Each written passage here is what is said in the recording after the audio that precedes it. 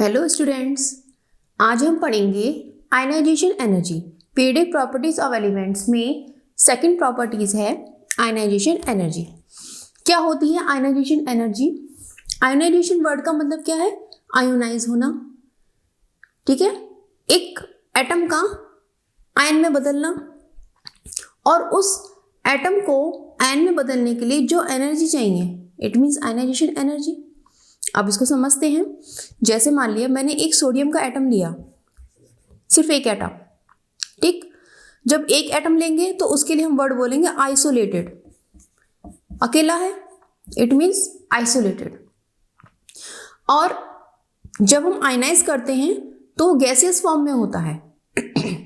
हम उसे solid form में नहीं लेते हैं, उसे गैसियस फॉर्म में लेते हैं, क्योंकि isolated atom mostly gaseous form में ही लेते हैं। तो आइसोलेटेड गैसियस, और ये क्या हो गया? एटम। तो हमने क्या नाम दिया? जैसे आइसोलेटेड है, अकेला है, गैसियस एटम है। अब इस एक एटम में से हमने एक इलेक्ट्रॉन निकाला। क्या निकाला? एक electron.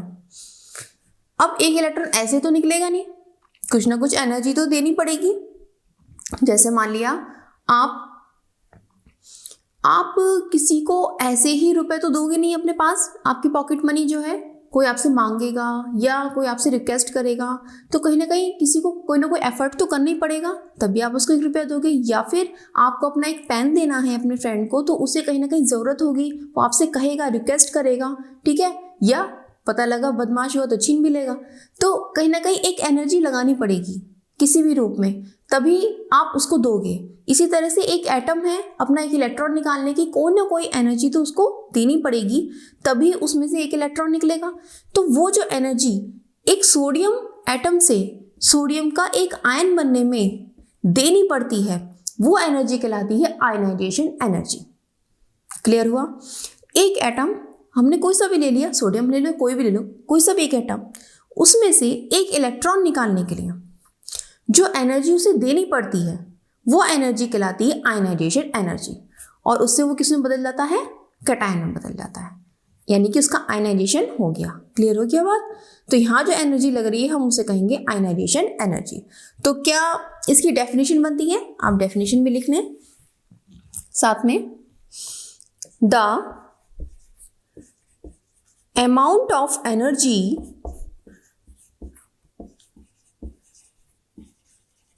required to remove the valence shell electron। अब ये जो हमने इलेक्ट्रॉन निकाला, ये कैसा था? आउटरमोस्ट ऑर्बिट का था, तो हम इसको नाम दिया valence shell electron from an isolated neutral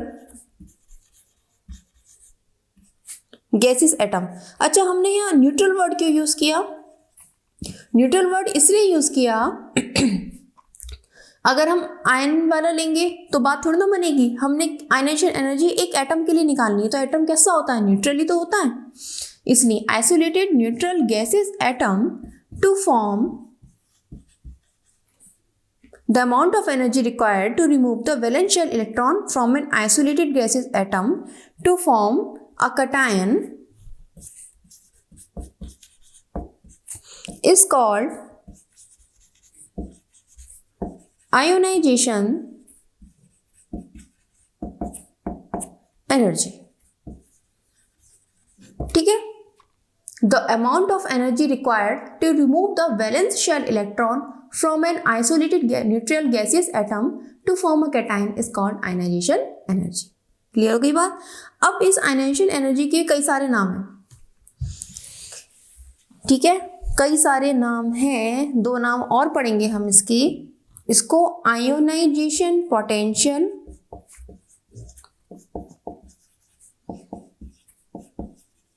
और आयनाइजेशन एंथैल्पी। पोटेंशियल की जगह एंथैल्पी लगा दो, ये नाम भी इसको दिया गया है। आयनाइजेशन एनर्जी को हम IE से डिनोट करते हैं, आयनाइजेशन पोटेंशियल को IP से डिनोट करते हैं, आयनाइजेशन एंथैल्पी को इन्होंने डिनोट किया है ΔH से, और चूंकि ये आयनाइजेशन के लिए है तो छोटा सा I यहाँ पे लगा दिया है। ठीक है, इसलिए कहीं भी कोई भी चीज़ दिया हो, IE दिया हो, IP दिया हो या डेल्टा HI दिया हो तो कंफ्यूज नहीं होना है, सारे के सारे डिनोट करते हैं किसको, आयनाइजेशन एनर्जी को। ठीक, अब हम पढ़ेंगे यूनिट्स इसकी। यूनिट्स क्या होती हैं? यूनिट्स होती हैं 1 इलेक्ट्रॉन वोल्ट पर एटम। हमारे पास जो यूनिट्स होती हैं वो होती हैं electron volt per atom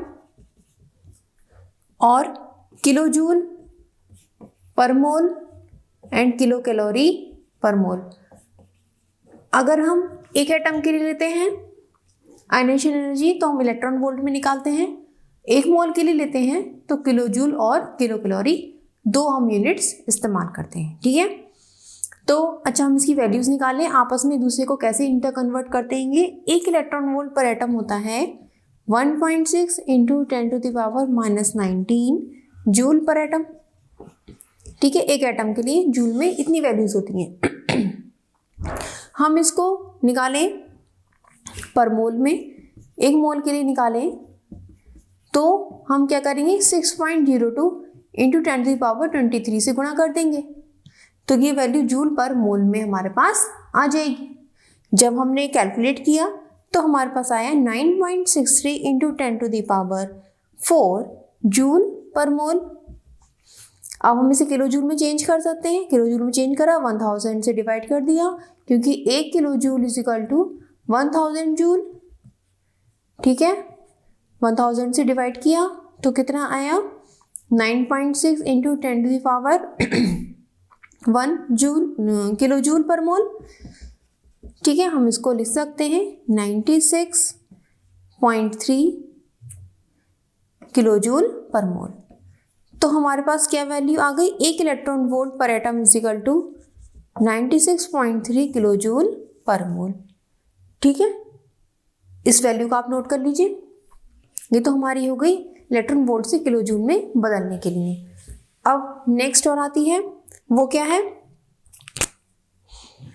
1 electron volt per atom को हम जब कैलोरी में निकालते हैं तो कितना आता है 3.83 इंटू 10⁻⁻20 कैलोरी पर एटम। ठीक है, ये वैल्यू होती है। अब हम इसको मोल में चेंज करेंगे 3.83 इंटू 10⁻⁻20 इंटू 6.02 इंटू 10⁻23 से गुणा करेंगे, क्या वैल्यू आती है हमारे पास 23.06 इंटू 10⁻3। आप करके देख लेना जिससे कि समझ में आ जाए आपको।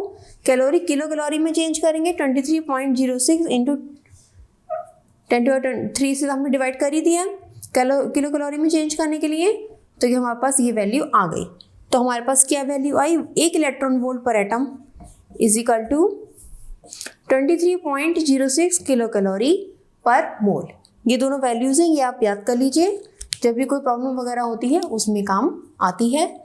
जब हम क्वेश्चन सॉल्व करते हैं इसके, वहाँ पर चेंज करना होता है तो यहाँ बहुत काम आती है। ठीक है, तो मैंने इसलिए समझा दिया जिससे आपको समझ में आ जाए ये वैल्यू आई कहाँ से। मैं डायरेक्ट लिख देती तो नहीं समझ में आती, तो इसलिए मैंने स्टेप बाय स्टेप आपको क्लियर कर दिया है। ठीक है, और एक बात और याद रखनी है, जो हमारी आयनाइजेशन एनर्जी होती है वो हमेशा पॉजिटिव होती है। ठीक है, उसकी वैल्यू हमेशा पॉजिटिव होती है। सक्सेसिव आयनाइजेशन एनर्जी बहुत इंपॉर्टेंट। सक्सेसिव क्या होती है, जैसे मान लिया मैंने कोई भी मेटल ले लिया, कोई भी एटम ले लिया, उससे मैंने 1 इलेक्ट्रॉन निकाला, पहली आयनाइजेशन एनर्जी 1 इलेक्ट्रॉन निकाला, 1 पॉजिटिव चार्ज आया। मैंने फिर एक और 1 इलेक्ट्रॉन निकाला, डबल पॉजिटिव चार्ज आया, फिर एक और इलेक्ट्रॉन निकाला, +3 चार्ज आया। तो आप यहाँ देख रहे हो मैं ये I1 I2 I3 क्या कर रही हूँ यहाँ पे, ये पहली आयनाइजेशन एनर्जी जब मैंने 1 इलेक्ट्रॉन निकाला, ये दूसरी आयनाइजेशन एनर्जी जब फिर दूसरा इलेक्ट्रॉन निकाला, ये तीसरी आयनाइजेशन एनर्जी जब तीसरा इलेक्ट्रॉन निकाला। आप एक बात बताओ, आपके पास आपकी भूख 4 रोटी की है, ठीक है, आपसे एक भिखारी मांगने आया रोटी, आपने चलो कहते कोई नहीं मैं आज 4 की जगह 3 खा लूँगा, इसको 1 दे देता हूँ। ठीक है, दे दिया आपने, थोड़ा सा आपने सोचा भाई चलो दे दिया। अब इतने में एक और आ गया, मैं 1 रोटी और दे दो, कहा यार मुझे 3 खानी है। अब उसमें से भी कम कर दो तो थोड़ा सा और ज़्यादा एनर्जी आपको सोचना पड़ेगा ना, यार मैं दूँ या नहीं दूँ, मैं नहीं दे रहा। पहले आएगा नहीं भाई मुझे नहीं देना, यार चलो ठीक है वो बहुत भूखा है, दे दिया आपने, तो कुछ और ज़्यादा एफर्ट्स लगाना पड़ा। फिर अब एक और तीसरा आ गया, हम कहेगा आप मुझे एक और दे दो, तो आपके लिए कितना मुश्किल होगा देना, क्योंकि मैं भूखा रह जाऊँगा, मैं अपना काम कैसे करूँगा। तो कहीं ना कहीं एनर्जी ज़्यादा लगानी पड़ रही है, ठीक है। अब देखो यहाँ पे इस तरह से सोचो कि पॉजिटिव चार्ज है, पॉजिटिव चार्जेस के पास तो ऑलरेडी इलेक्ट्रॉन की कमी है, इससे क्या इलेक्ट्रॉन देना इसके लिए आसान होगा, कितना मुश्किल होगा। क्यों?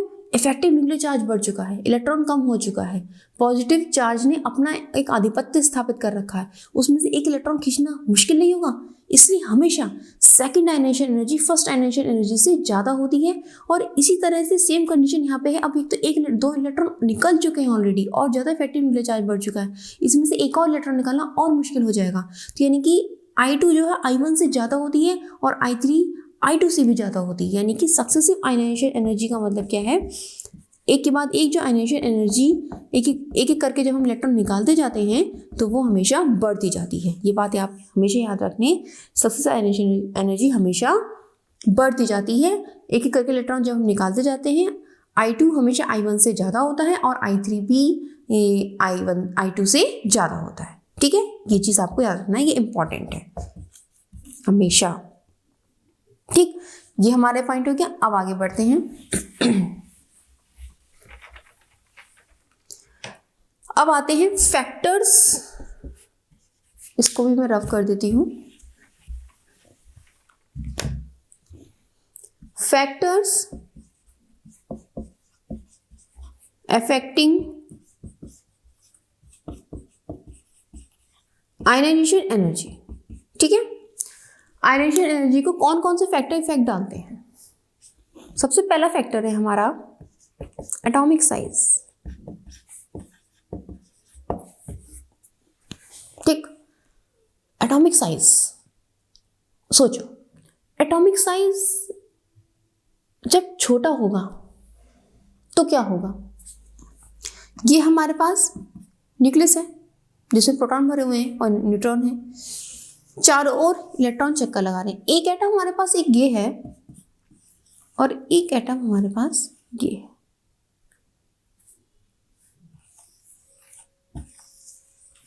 छोटा है ये बड़ा है। आउटरमोस्ट ऑर्बिट का ये इलेक्ट्रॉन यहाँ इधर भी घूम रहा है, इधर भी घूम रहा है। अब मुझे ये बताओ कि जो ये न्यूक्लियस है इस पे ज्यादा फोर्स ऑफ अट्रैक्शन डालेगा या इस पे ज्यादा डालेगा? ओब्वियसली इस पे ज्यादा डालेगा, क्योंकि साइज छोटा है, उस पर फोर्स ऑफ अट्रैक्शन ज़्यादा पड़ेगा, जबकि बड़े साइज में फोर्स ऑफ अट्रैक्शन कम पड़ जाएगा क्योंकि दूरी बढ़ गई है। तो यानी कि जब साइज छोटा होगा तो क्या होगा, इलेक्ट्रॉन पर पॉजिटिव न्यूक्लियस का इफेक्ट ज़्यादा होगा, उसको ज़्यादा स्ट्रांगली होल्ड करेगा और उसमें से इलेक्ट्रॉन को निकालना उतना ही मुश्किल हो जाएगा। यानी कि साइज जब छोटा होता है तो उसमें से इलेक्ट्रॉन को निकालने के लिए ज़्यादा एनर्जी देनी पड़ती है, जबकि जो साइज बड़ा होता है उसमें इलेक्ट्रॉन को निकालने के लिए कम एनर्जी देनी होती है, क्योंकि न्यूक्लियस का इलेक्ट्रॉन पे फोर्स ऑफ अट्रैक्शन कम हो जाता है। बात क्लियर हो गई? यानी कि हमें दिख रहा है ionization energy is inversely proportional to atomic size. Clear हुआ? एटॉमिक साइज जब हम बढ़ा रहे हैं तो फोर्स ऑफ अट्रैक्शन कम हो रहा है, इलेक्ट्रॉन को निकालना आसान हो रहा है, आयनाइजेशन एनर्जी डिक्रीज हो रही है। जब साइज छोटा हो रहा है तो फोर्स ऑफ अट्रैक्शन बढ़ रहा है, जिसकी वजह से इलेक्ट्रॉन को निकालना मुश्किल हो रहा है और आयनाइजेशन एनर्जी बढ़ती जा रही है। ये पॉइंट क्लियर हो गया? ठीक, नेक्स्ट पॉइंट पे आते हैं। Nuclear charge.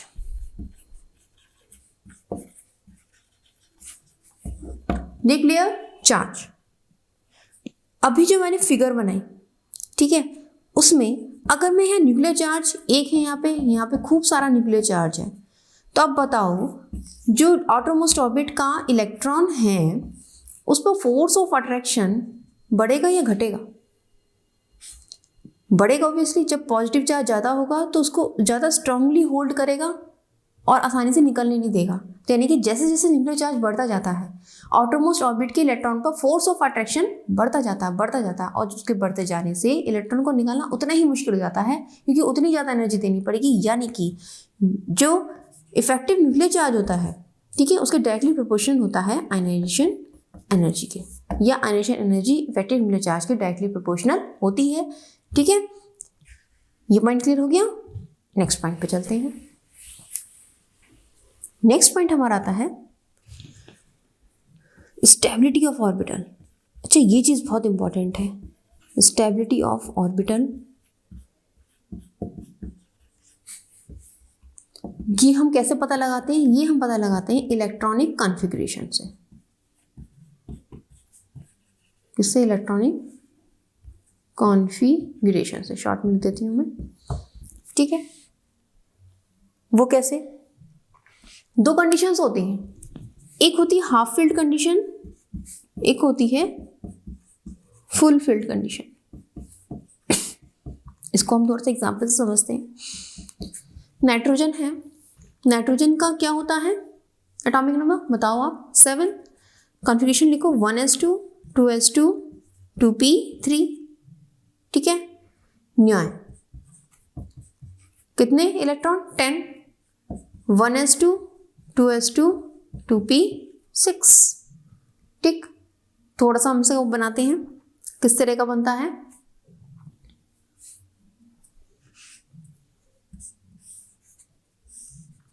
ये पी सब शेल है, यहां भी एक पी सब शेल है। ठीक है, यहां पे 3 इलेक्ट्रॉन एक एक करके हर एक ऑर्बिटल में भरे हुए हैं। यहां पे क्या है? पहले एक सिंगल सिंगल भरे, फिर डबलिंग हो गई उनकी। तो अब यहां ध्यान से देखो, ये कंडीशन क्या है? हाफ फील्ड, और ये है फुल्ली फील्ड। हाफ फील्ड क्या स्टेबल कंडीशन नहीं दिख रही देखने में? स्टेबल है नहीं है? तो अब स्टेबल कंडीशन से, ठीक है, एक इलेक्ट्रॉन निकालना मुश्किल होगा? होगा नहीं होगा? ऑब्वियसली होगा। ठीक, इसी तरह से फुल्ली फिल्ड है, भरा हुआ है पूरा, इलेक्ट्रॉन निकालना मुश्किल होगा? क्यों नहीं होगा भाई, वो स्टेबल है। ठीक, स्टेबिलिटी है जहां, तो वहां से इलेक्ट्रॉन निकालना मुश्किल है। इसलिए जो हाफ फील्ड और फुल फील्ड कंडीशन होती है, वहां पर आयनाइजेशन एनर्जी बहुत ज्यादा बढ़ जाती है।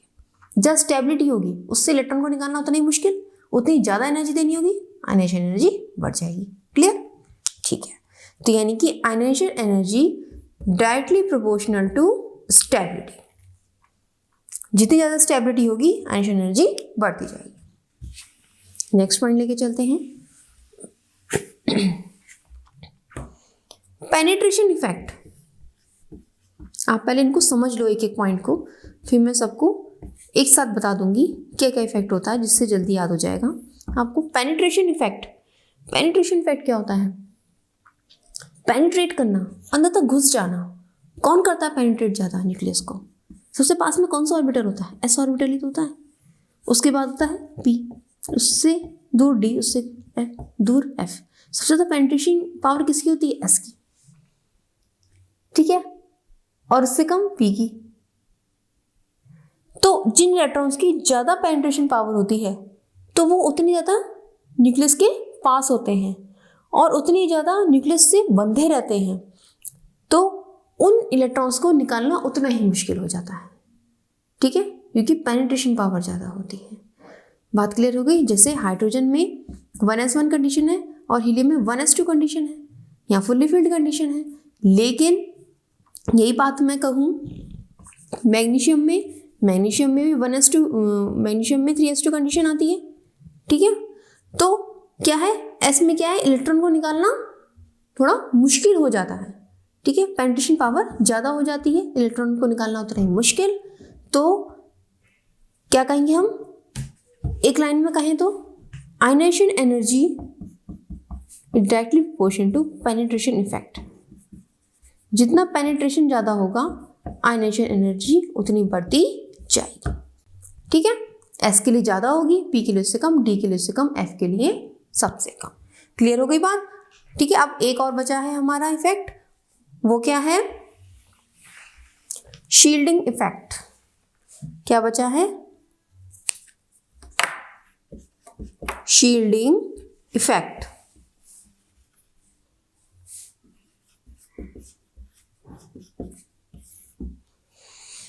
शील्डिंग क्या होता है भाई? मैंने आपको बताया था, एक बार और बता देती हूं। ठीक, थोड़ा सा चेंज करते हैं। ठीक है, ये हमारा भाई काला वाला तो न्यूक्लियस है। ठीक, एक गोल घेरा है इसको बचाने के लिए यहाँ पे खड़ा हुआ है, एक गोल घेरा ये खड़ा हुआ है, फिर एक गोल घेरा ये है, एक गोल घेरा ये है। अब मुझे ये बताओ, ये बहुत स्ट्रांगली शील्ड कर रहा है इसको, आप न्यूक्लियस तक पहुंच ही नहीं सकते। ठीक, मैं इस घेरे को तोड़ दूं तो निकलना आसान होगा, ऑब्वियसली आसान होगा। यानी कि जो इनर ऑर्बिटल्स के इलेक्ट्रॉन्स है, ये इनर ऑर्बिटल है, ये आउटरमोस्ट ऑर्बिटल है, ये हमारा आउटर है, और ये दोनों हमारे इनर है। जबकि इनर ज़्यादा स्ट्रांगली शील्ड करते हैं न्यूक्लियस को, तो न्यूक्लियस